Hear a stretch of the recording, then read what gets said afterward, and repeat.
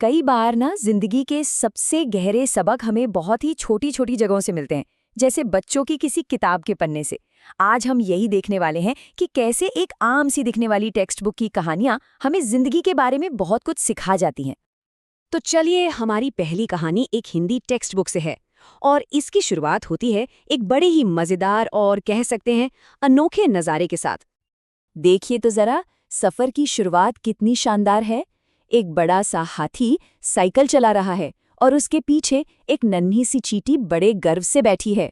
ये तस्वीर ही अपने आप में दो अलग अलग दोस्तों के बीच की एक प्यारी सी दोस्ती को दिखाती है। लेकिन सवाल ये उठता है कि तब क्या होता है जब सफ़र मुश्किल हो जाता है। भाई, जब सब कुछ ठीक चल रहा हो तब तो दोस्ती निभाना आसान है ना?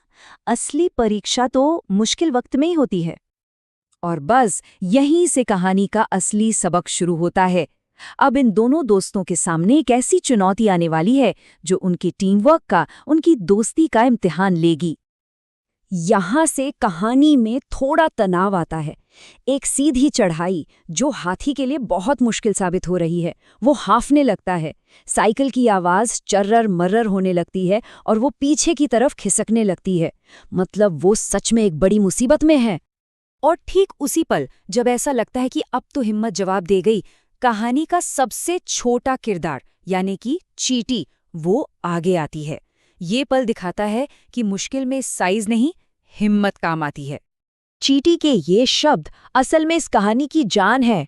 घबराना मत भाई, मैं धक्का देने के लिए हूं। वो न सिर्फ अपने दोस्त को हिम्मत देती है बल्कि मदद के लिए तैयार भी हो जाती है। यही तो है सच्ची दोस्ती, मुश्किल में साथ खड़े रहना। लेकिन रुकिए, कहानी सिर्फ यहीं खत्म नहीं होती। ये टेक्स्ट बुक इसे सिर्फ एक कहानी नहीं रहने देती, बल्कि इसे सीखने का एक जरिया बना देती है।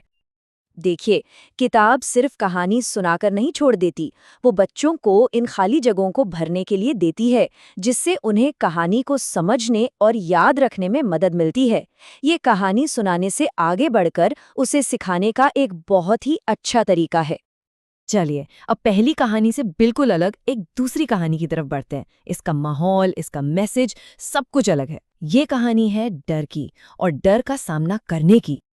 तो मिलिए हमारी दूसरी कहानी के हीरो से, नरेंद्र से। नरेंद्र नाम का एक लड़का है जिसे चंपक के पेड़ पर खेलना बहुत अच्छा लगता है। ये बात ही दिखाती है कि वो कितना दिलेर है। और तभी उससे एक बड़ी डरावनी चेतावनी मिलती है। एक दादाजी उसे एक दैत्य की कहानी सुनाते हैं। एक ऐसा दैत्य जो पेड़ पर चढ़ने वालों की गर्दन तोड़ देता है। इससे कहानी में एक अलग तरह का डर पैदा होता है। लेकिन इस डरावनी कहानी के पीछे की सच्चाई कुछ और ही थी। असल में दादाजी को लड़के की फिक्र थी। उन्हें डर था कि कहीं वो गिरकर खुद को चोट ना पहुंचा ले, और उसे बचाने के लिए उन्होंने डर का सहारा लिया। तो उस लड़के ने इस चेतावनी पर क्या किया होगा? क्या वो डर गया? आइए देखते हैं कि इस छोटी सी घटना में हिम्मत का कौन सा सबक छिपा है। नरेंद्र ने बड़े ध्यान से दादाजी की बात सुनी, पर वो डरा नहीं। वो बिल्कुल शांत रहा और बस आगे बढ़ गया। ये उसके निडर और तर्क से सोचने वाले स्वभाव को दिखाता है। और अब आता है इस कहानी का सबसे बड़ा, सबसे हैरान करने वाला हिस्सा। वो निडर बच्चा कोई और नहीं बल्कि स्वामी विवेकानंद थे। और जैसे ही ये पता चलता है, ये एक साधारण सा किस्सा एक महान शख्सियत की जिंदगी का एक अहम पल बन जाता है। तो अब हमारे पास दो कहानियां हैं।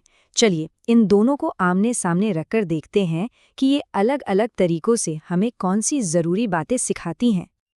ये टेबल देखिए, ये सब कुछ एकदम साफ कर देता है। एक तरफ है हाथी और चींटी की मनगढ़ंत कहानी जो टीम वर्क सिखाती है और जिसमें एक फिजिकल मुश्किल है। और दूसरी तरफ है नरेंद्र की सच्ची घटना जो हिम्मत और समझदारी सिखाती है और जिसमें एक दिमागी डर का सामना करना है। तो आखिर में हम इन कहानियों से क्या सीख लेकर जा रही हैं? बात घूम फिर कर वहीं आ जाती है कि वो साधारण सी कहानियां कितनी ताकतवर होती हैं जो हमारे बचपन को एक शक्ल देती हैं। सोचिए, एक ही चैप्टर, दो जबरदस्त कहानियां और दो जिंदगी के सबसे बड़े सबक, एक सहयोग और दूसरा साहस। ये दिखाता है कि सिखाने के कितने अलग अलग रास्ते हो सकते हैं। और ये बात हमें सोचने पर मजबूर करती है कि वो कौन सी सरल कहानियां थीं जिन्होंने हमारे बचपन को संवारा और दुनिया को देखने का हमारा नजरिया हमेशा के लिए बदल दिया।